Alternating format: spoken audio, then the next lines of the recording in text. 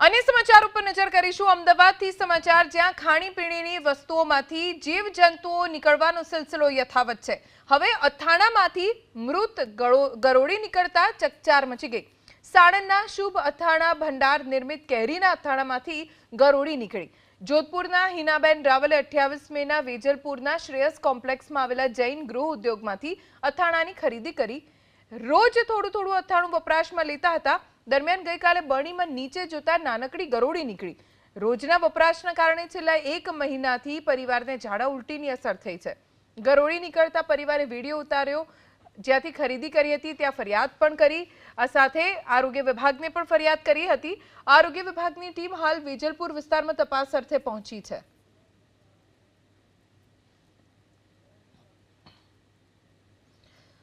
છેલ્લા થોડા સમયથી આ પ્રકારની ઘટનાઓ સતત વધી રહી છે। અમદાવાદ હોય કે પછી રાજ્યનું કોઈ પણ શહેર કેમ ના હોય, ખાદ્ય પદાર્થોમાંથી ક્યારેક ચટણીમાં જીવાત નીકળતી હોય છે। 18 ફેબ્રુઆરીએ આ ઘટના બની હતી। ક્યારેક હોટેલમાં મરેલા જીવજંતુઓ નીકળતા હોય છે, ક્યારેક ભાખરવડી ફૂગવાળી નીકળતી હોય છે, તો ક્યારેક ઢોસામાં મરેલા જીવજંતુઓ નીકળે છે। મહિનો મને થઈ ગયો અથાણું લાવે અને 1 મહિનાથી હું આ ખાઈ રહી છું। મારી ફેમિલી સાથે અને મારા ફ્રેન્ડ સાથે બી મેં શેરિંગ કરી હતું અને 1 મહિનોથી હું ખાઈ રહી છું। 1 મહિનોથી મારી તબિયતમાં કંઈ આડાઅવડી થયું છે, મને લાગે છે કે નોર્મલ હશે, બટ મને કંઈક થયું છે એવું મને લાગે છે। પણ મેં અત્યાર સુધી મેં નથી કરાયા રિપોર્ટ, કે હું લાઇટલી લેતી નથી એટલું બધું, કે મને એમ કે થઈ જશે બધું સારું એમ। કે હું જ્યારે જમવા બેસી ત્યારે ચમચીમાંથી મેં જ્યારે બહાર કાઢ્યું અથાણું તો મને લાગ્યું કે કંઈક છે।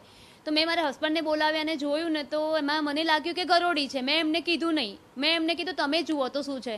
એમને કીધું ગરોળી છે, બધાએ કીધું કે આ ગરોળી છે। પછી તો મને એકદમ જ વોમિટિંગ ચાલુ થઈ ગઈ। પછી રાત્રે ફૂડ સેફ્ટીમાં મેં કોલ કર્યો, પણ એમને એવું કીધું કે તમે મતલબ ગલત નંબર છે ને સવારે કરજો, ટોલ ફ્રી ઉપર કરજો। આજે સવારે મેં ટોલ ફ્રી ઉપર કોલ કર્યો તો એમને મને એવું કીધું કે તમને ડાયરેક્ટ નહીં થાય, મેલ કરવો પડશે। તો મારું માઇન્ડ જ કામ નથી કરતું, હું ક્યાંથી મેલ કरूँ। के भाई है तो आपके ओनर के साथ उनकी बातचीत ऐसा कुछ नहीं, जो माल देता है ना वो भी नहीं मुझे बताया, ये कस्टमर उसी का नंबर है, हमारे लोगों का नंबर नहीं है ये।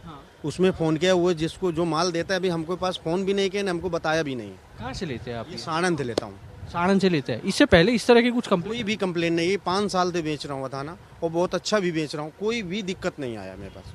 वो जो महिला के साथ ये घटना घटी है उनको मेरे पास फ़ोन ही भी नहीं है ना, मेरे से कोई संपर्क ही भी नहीं हुआ है। उन्होंने एक ऑडियो क्लिप भी हमको बताई जिसमें उनका कहना है कि आपके ही भाई शायद बात उनसे की तो थोड़ी बदतमीजी से बात की। नहीं, वो ये जो नंबर पे बात किया है ना, नहीं आपके भाई से बात की, उनका ऐसा मेरे भाई से बात ही नहीं हुई है। जो नंबर से बात हुई वो मुझे बता दीजिए, मैं बता दूंगा मेरा भाई है नहीं है। मेरा भाई तो जो भी कम दिक्कत होता है मुझे तुरंत बताता है। आप यहाँ पे बैठते हैं? यहीं पे बैठता हूँ। ये जो साणंद से आप लाते हैं ये देने आता है यहाँ पे। अच्छा, ये देने आता, आपने उनसे बातचीत की? मेरे को पता ही नहीं था ना ये दिक्कत ही हुआ है, मुझे खबर पता ही नहीं चला ना। हाँ, मुझे नहीं पता चला, मतलब मुझे ये अभी आप लोगों को देखा जब मुझे पता चला ये दिक्कत हुआ है, और उसने मुझे फ़ोन भी करके बताया भी नहीं है। अच्छा, ये चीज़ है। આ જે અથાણું છે તે અહીંયા આગળ એમની દુકાનમાં રાખવામાં આવતું હતું, હકીકતમાં શુભ અથાણું, અને અહીંયા આગળ આપણે બતાવીશું જે એડ્રેસ પણ અહીંયા આગળ લખવામાં આવેલું છે, શુભ અથાણા ભંડાર, જે સાણંદમાં તેનું મેન્યુફેક્ચરિંગ છે। અહીંયા એકમના જે ધારક છે તેમનું કહેવું છે કે તેમના ભાઈ આ એકમ ચલાવી રહ્યા છે, તેમને સમગ્ર ઘટના અંગે કોઈ જાણ જ નથી, જોકે સમગ્ર મામલો સોશિયલ મીડિયામાં વાયરલ થયા બાદ કોર્પોરેશનની ટીમો અત્યારે તપાસ માટે પહોંચી છે અને આગળની તપાસ છે તે અહીંયા આગળ શરૂ કરવામાં આવી છે। સવાલ સૌથી મોટો એ ઊભો થાય છે કે આમાં દોષિત કોણ, જે વ્યક્તિ વેચાણ કરી રહ્યા છે તે, કે પછી જ્યાં આગળથી આ મેન્યુફેક્ચરિંગ થયું છે જેમાં આટલી મોટી ક્ષતિ આવી અને એક મહિલા છે તે સતત 1 મહિના સુધી અથાણાનું સેવન કરતા રહ્યા અને તે બાદ જ્યારે અથાણું પૂર્ણ થવાયું ત્યારે તેમાંથી મરેલી ગરોળી નીકળી।